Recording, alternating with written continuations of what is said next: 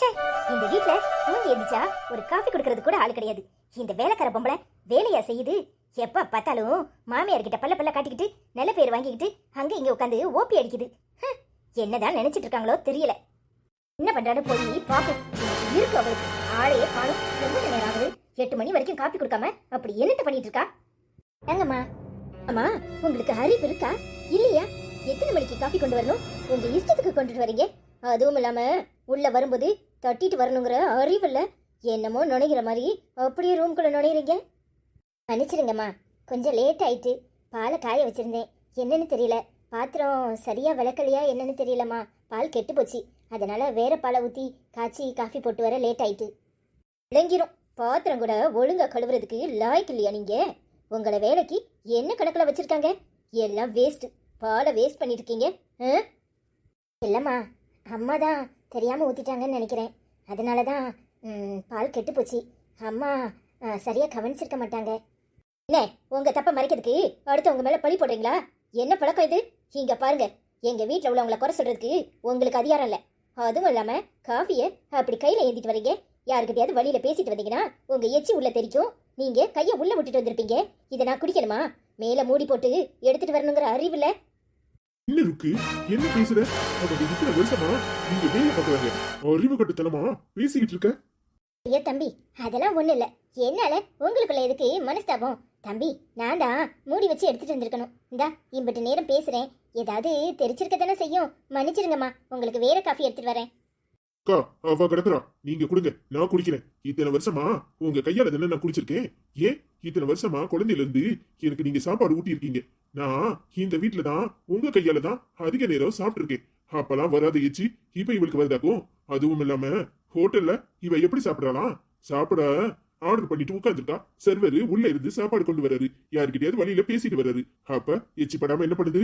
அதுவும் இல்லாம அவர் எல்லா சாப்பாடையும் ஒவ்வொருத்தருக்கும் மூடி வச்சு எடுத்துட்டு வர்றாரு. இவ ரொம்ப தான் பேசுறா. நீங்க கொடுங்க, நான் சாப்பிடுறேன். இங்க போங்கக்கா, அவங்க அவங்களுக்கு தேவைங்கன்னா அவங்க போட்டு குடிப்பாங்க. நீங்க எதுவும் உங்களை மதிக்காதவங்களுக்கு செஞ்சு கொடுக்க வேண்டாம். நீங்க போங்க. என்ன தம்பி, ஏன் இப்படி கோவப்படுறீங்க? அவ சின்ன பொண்ணு, அவளுக்கு என்ன தெரியும்? நீங்க சும்மா ஏதாவது பேசாதீங்க. நாங்க வேலை செய்யறவங்க தானே, கொஞ்சம் தள்ளி நின்று தான் அம்மாக்கு காஃபி கொடுத்துருக்கணும். அதுவும் இல்லாம மூடி வச்சு கொண்டு வந்திருக்கணும். நான் பண்ணது தப்பு தான் தம்பி. வர வழியில ஏதாவது காஃபில விழுந்திருந்தா அது சரியில்லைல்ல. என்னக்கா பேசுறீங்க? என்ன பேசுறீங்க? அக்கா, சுத்தங்கிறது நம்ம பாக்குற பார்வையிலயும் நம்ம மனசுலயும் இருக்கணும். இப்படி எடுத்ததுக்கெல்லாம் சுத்தம் பார்த்தா சரி வருமா? ஏன் இவங்க அம்மா எல்லா நேரமும் சமைச்சு வச்சுட்டு அதை கரெக்டா மூடி வைக்கிறாங்களா? என்னைக்காவது ஒரு நாள் பாத்திரத்தை மூடி வைக்க மறந்துருப்பாங்கல்ல? அப்ப எதுவும் விழுந்ததே இல்லையா? ஏங்கா இவ உங்களை மட்டமா பேசுறதுக்காக இப்படி ஒண்ணு சொல்லிக்கிட்டு இருக்கா? நீங்களும் அதை சரிங்கிறீங்க. தம்பி, தேவையில்லாம பிரச்சனை எதுக்கு? விடுங்க. அம்மா, நான் உங்களுக்கு வேற காஃபி எடுத்துட்டு வரேன். ஒரு மண்ணு வேண்டாம், எனக்கு வேணுங்கிறத எனக்கு போட்டுக்க தெரியும். உங்க வேலையை பார்த்துட்டு போங்க. சரிங்கம்மா, தப்பா எடுத்துக்காதீங்க. தம்பி எதுனாலும் மனசுல வச்சுக்காது, பட்டுன்னு பேசிரும். என்னடி பேசுற? என்ன பேசுற? அவங்க 20 வருஷமா நம்ம வீட்டுல வேலை செய்யறாங்க, அவங்கள இந்த மாதிரி பேசுற? இங்க பாரு, அவங்க வேலை செய்யறதுனாலதான் நாம உட்கார்ந்து சொகுசா திங்க முடியுது. இல்லைன்னா ஒவ்வொரு வேலையும் நாம தான் செய்யணும். நமக்கு வேலை செய்யறாங்கிறதுக்காக அவங்க ஒண்ணு நமக்கு அடிமை இல்ல. அறிவு கட்டத்தனமா ஒளறிக்கிட்டு இருக்காத. நீ சம்பளம் கொடுத்த உடனே நீ பெரிய முதலாளி ஆயிருவியா? இங்க பாரு, மனசளவுல அவங்கள எங்க வீட்டுல ஒருத்தரை தான் நாங்க நினைச்சிட்டு இருக்கோம். என் கூட பிறந்த அக்காவை தான் இது வரைக்கும் நான் மதிச்சிருக்கேன். எங்க அம்மாவும் அவங்கள எப்பவுமே வேற ஒருத்தரா நினைச்சதே கிடையாது. எங்க குடும்பத்துல நல்லதோ கெட்டதோ எல்லாத்துலயும் அவங்க முன்ன வந்து நின்றுருக்காங்க. அதே மாதிரி அந்த அக்கா குடும்பத்துல எதுனாலும் நாங்க முன்ன போய் நின்றுருக்கோம். இப்படி அறிவு கட்டத்தனமா எப்படி பேச உனக்கு மனசு வருது? ஏய், நீ சாதாரண குடும்பத்துல இருந்து வந்தவ தானே, உனக்கும் மத்தவங்களோட கஷ்ட நஷ்டம் தெரியும் தானே? இங்க பாரு, காசுக்காக நம்மகிட்ட வேலை பார்க்காங்கிறதுக்காக அவங்கள இப்படி பேசுறது சரியில்லை. முதல்ல உன் குணத்தை மாத்திக்கோ. என்னன்னா இந்த கட்டில எனக்கு சரி சமமா உட்கார வச்சு பேசிட்டா? அறிவு கட்டத்தனமா வளரிக்கிட்டு இருக்கீங்க.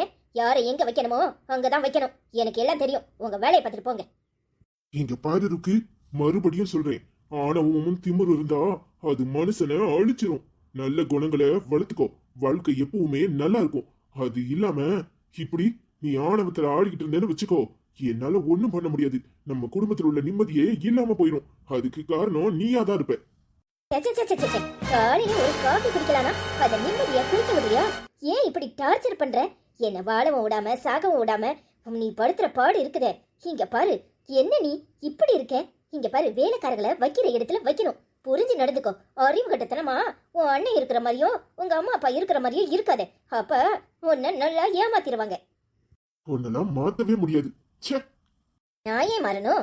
நான் சரியா தான் இருக்கேன். நீங்க எல்லாரும் தான் மாற வேண்டியது. என் குணம் எப்பவுமே ஒரே மாதிரி தான் இருக்கு. நீங்க தான் அந்தர் பல்ட்டி அப்ப படிக்கிறீங்க. வேலைக்காரங்கள வைக்கிற இடத்துல வைக்கணும். அவங்களுக்கு ஏத்த மாதிரி கூச்சா தூக்கிட்டே அலைஞ்சா பின்ன அவங்க எங்க மதிப்பாங்க? என்னைக்காவது ஒரு நாள் தெரிய வரும் நான் பண்றது சரின்னு. என்னடி நீ சர்ச்சுக்கு போக வேண்டாம்? இவ்வளவு லேட்டா எழும்பிருக்க, முறைச்சிக்கிட்டு இருக்கியே, என்னத்துக்கு? மம்மி, ஒண்ணுமே தெரியாத மாதிரி இப்படி பேசாதீங்க. ஏன் மம்மி உன் மருமக இப்படி இருக்கா? அவ மாறவே மாட்டாளா? ஏன் இப்படி நடந்துக்கிறா? புனித அக்காவை கண்டபடி பேசியிருக்கா. நீங்க என்னமோ ஒண்ணுமே தெரியாத மாதிரி இருக்கீங்க. எனக்கும் மனசு கஷ்டமா தான் இருந்துச்சு. புனிதா பாவம், அவ மனசு சங்கடப்பட்டிருப்பா. ஆனா நமக்காக வெளிக்காட்டிக்கல. இப்பதான் அவளை சமாதானப்படுத்திட்டு வரேன். என்னடி செய்யறது? அவ பேச தெரியாம பேசியிருக்கா. சரி, அதை நாம ஏன் பெருசுப்படுத்தணும்னு தான் நான் அவகிட்ட கேட்கல. என்னம்மா இவ இப்படி இருக்கா? இவ்வளவு ஆணவம் பிடிச்சவளா இருக்கா? திமிர்ல ஆடுறா. என்னம்மா இவ்வளவு பணம் இருந்தும் நமக்கு அந்த குணம் வரவே இல்லை. ஆனா இவளுக்கு எங்க இருந்தம்மா இந்த குணம் வந்துச்சு? ஏய், தேவையில்லாம பேசாத. 1000 தான் இருந்தாலும் அவ உன் அண்ணி. அவ முன்னாடி ஒண்ணு, நாம அவ பின்னாடி ஒண்ணு பேசக்கூடாது. அவ இருக்கும்போது அவளை பத்தி பேசிட்டா அது தப்பு கிடையாது. ஆனா அவ இல்லாத நேரம் அவளை பத்தி பேசுறது தப்பு. எப்பவும் உனக்கு நான் இல்லாதப்ப என்னை பத்தி பேசுறது தான் பொழப்பா இருக்குல்ல? என்ன குணம் இது? இங்க பாரு, ஏது பேசணுமோ முன்னாடி பேசணும். நான் இல்லாதப்ப என்னை பத்தி பேசின நடக்கிறதே வேற. அப்படி என்னத்த இல்லாதப்ப பேசிட்டோம்? நீங்க இருக்கும்போதே பேசுவோம். என்ன தப்பா சொல்லிட்டோம்? நீங்க நடந்துக்கிற விதம் சரி கிடையாது. எவ்வளவுதான் இருந்தாலும் அந்த அக்கா எங்க வீட்ல எவ்வளவு வருஷமா வேலை பார்க்கறாங்க தெரியுமா? அவளுங்க கண்டபடி பேசியிருக்கீங்க. அவங்கள தேவையில்லாம அவமரியாதை பண்ணிருக்கீங்க. இத முன்னாடி பேசணுமா பின்னாடி பேசணுமாங்கிறது ரொம்ப முக்கியமோ? நீங்க நடந்துக்கிட்ட விதம் சரி கிடையாது. ஓ, உடனே வந்து நீ கொஞ்சம் பட்டாளாக்கும். அவ சொன்னது மட்டும் சரி, நான் பண்ணது தப்பு, அப்படித்தானே? என்னமா இருக்கு? ஏமா இப்படி எல்லாம் பேசுற? எதையும் மனசுல வச்சுக்காத. அவ பட்டுன்னு பேசிடுவா, வேற எதுவும் கிடையாது. நான் ஒன்னும் உங்ககிட்ட பேசல. இங்க பாருங்க, உங்க பொண்ண வாயை அடக்க சொல்லுங்க. தேவையில்லாம என்கிட்ட வச்சுக்கிட்டா அப்புறம் நடக்கிறதே வேற. என்னம்மா இது இப்படி பேசிட்டு போகுது? மகா நீ எங்க? இது எங்க? ஏமா இப்படி இருக்கு? விடு, காலையிலே எதுக்கு இப்படி வாக்குவாதம் பண்றீங்க? அதுவும் இல்லாம அவ உன் அண்ணி. அவளுக்கு நீ கொடுக்க வேண்டிய மரியாதையை கொடுக்கணும். நீ நான் போ வான்னு பேசாத, அது நல்லது கிடையாது. சரி, நேராயிட்டு சர்ச்சுக்கு கிளம்பு, நம்ம போயிட்டு வருவோம். ஆமா, எதுனாலும் என்னையே சொல்லுங்க. வாங்க. ஏய், நீ சின்ன பொண்ணு, உனக்கு அனுபவம் பத்தாது. இங்க பாரு, அவ பாவம். அவ ஒரு சின்ன வீட்ல இருந்து இங்க வந்திருக்கா. அவ சந்தோஷமா இருக்கணும்.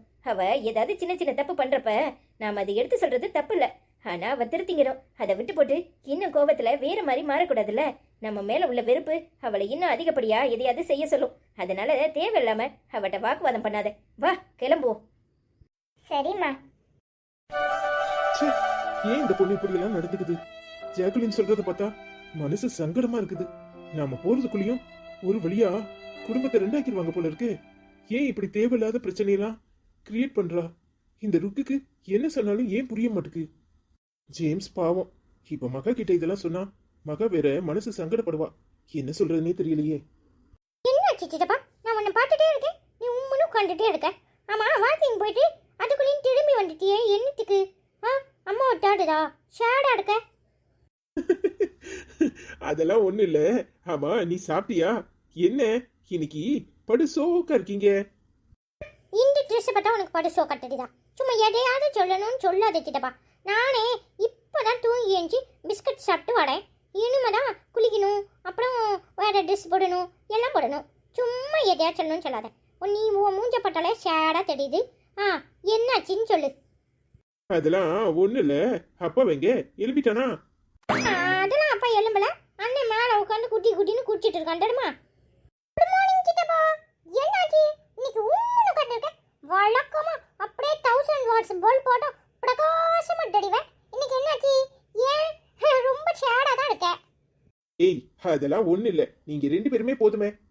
ஆமனே, எனக்கும் அந்த டவுட் தான். சித்தப்பா ஷேடா இருக்கு தெரியுதா?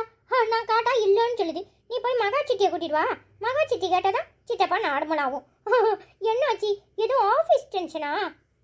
ஏய், ரெண்டு பேரும் நீங்களே கேள்வி கேட்டுக்கிட்டு நீங்களே பதில சொல்வீங்களா? அதெல்லாம் ஒரு டென்ஷனும் இல்ல. ஆமா, உங்க அம்மா எங்க? நீ தினமும் ஃபீவரா இருக்குன்னு உங்க அப்பா சொல்லிட்டு இருந்தான். இப்ப பரவாயில்லையா? போச்சிட்டப்பா அதை ஏன் கேட்கற? அம்மாக்கு லேசா குளிர்னாலும் ஒத்துக்காது, அப்படியே வட வட வட வட வடன்னு உட்காந்துட்டு இருந்துச்சு. அப்புறம் லேசா ஃபீவர் ஆயிட்டு அப்புறம் மகாச்சிட்டி தான் 5 ஆள் போட்டு கொடுத்தாங்க தெரியுமா. இப்ப பரவாயில்ல. இது வேறயா? என்னங்க நீங்க எப்போ வந்தீங்க?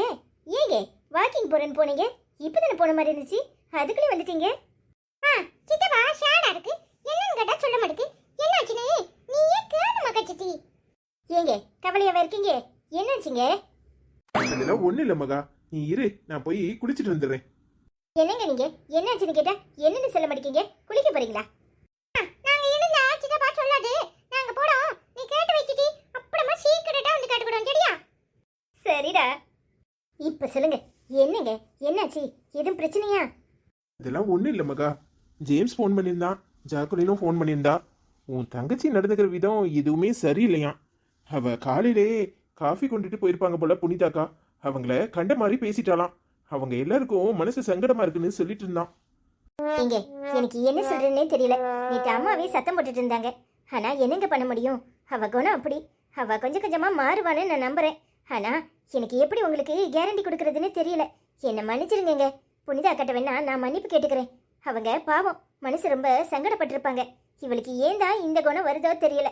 ஏன் இப்படி நடந்துக்கிறானாலும் என்னால புரிஞ்சுக்க முடியல. நான் மாறிட்டான்னு நினைச்சேன், ஆனா அவ மொத்தமா மாறலையே.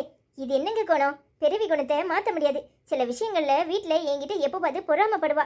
ஆனா அது இந்த அளவுக்கு நீடிக்கும்னு நான் நினைச்சது கிடையாது. என்ன மகா சொல்ற? உன்கிட்டயே பொறாமப்படுவாளா? ஏங்க அது வீட்டுக்குள்ள இருக்கிறது. அக்கா தங்கச்சினா ஒருத்தருக்கு ஒருத்தர் சில சமயம் சண்டை வர்றது தானே. தீபாவளிக்கு எனக்கு அவளுக்கும் ஒரே மாதிரி ஏதாவது ட்ரெஸ் எடுப்பாங்க. சில சமயம் அவளுக்கு என்னோடது ரொம்ப பிடிச்சிருக்கும், குடுன்னு மல்லுக்கு நிற்பா. எங்கள் அம்மா அவள் எதுக்கு உனக்கு கொடுக்கணும்னு சொல்லுவாங்க, ஆனால் நான் கொடுத்துருவேன். அப்புறம் எனக்கு ஒன்றும் தேவையில்லைன்னு தூக்கி எறிஞ்சிட்டு போவா. அது என்ன அவளுக்கு மட்டும் இந்த கலரில் எனக்கு மட்டும் இந்த கலரில் எடுத்திருக்கீங்கன்னு சண்டை போடுவா. எது எடுத்தாலும் சில சமயம் பிரச்சனை பண்ணுவா. அப்போ அது சின்ன விஷயம்னு நாங்கள் பெருசுப்படுத்துறது கிடையாது. ஆனால் அது நாளடைவில் இந்த அளவுக்கு பொறாமையாக மாறும்னு எனக்கு தோணுது கிடையாது. அந்த பொறாமை தான் இப்போ வரைக்கும் என்கிட்ட அவளை சண்டை போட வச்சுது. சரி சின்ன பொண்ணு தானே மாறிக்குவான்னு நினச்சேன். அப்புறம் அவள் அன்னைக்கு வந்து அழுது மன்னிப்பு கேட்கும்போது எனக்கு மனசு ரொம்ப சங்கடமாக இருந்துச்சு. இந்த அளவுக்கு ருக்கு மாறிட்டாளே அப்படின்னு சந்தோஷம்னு நினச்சேன். ஆனால் முந்தா நாள் நீங்கள் அவள் ஆஃபீஸ் ரூமை மாற்ற சொன்னதும் எனக்கு ஒரு மாதிரி தான் இருந்துச்சு. என்ன சொல்கிறதுனே தெரியல. அத்தனோண்டு வீட்டில் அத்தனை வருஷம் நாங்கள் காலம் நடத்தியிருக்கோம். இன்னை வரைக்கும் என் அம்மாவும் அப்பாவும் அங்கே தானே இருக்கிறாங்க. திடீர்னு ரூம் சரியில்லை, அது சரியில்லை, இது சரியில்லைன்னு இவ சொல்கிறதும் எனக்கு என்னமோ மாதிரி தான் இருந்துச்சு. ஆனால் என்ன சொல்கிறதுன்னு நான் ஒன்றும் சொல்லலை. நீங்களும் அந்த நேரத்துக்கு சரி மாற்றிக்கட்டும்னு சொன்னீங்க. நீங்கள் இந்த அளவுக்கு சொன்னது பெரிய விஷயம். அவள் எப்படியும் இருந்துட்டு போகிறான்னு நினச்சேன். ஆனால் இப்போ புனிதாக்காவை சத்தம் போட்டிருக்கா. என்னங்க கோணம் இது? இப்போ நான் அடாவடித்தனமா அவகிட்ட பேசினாதான் அவள் மாறுவான்னு நினைக்கிறேன். எப்படி மகா, நீ அடாவடித்தனமா உன் குணத்திலே இல்ல, எப்படி அப்படி பேச முடியும்? அதுவும் நீ இங்கே இருந்துகிட்டு போன்ல பேசின உடனே அவ மாறிடுவாளா என்ன?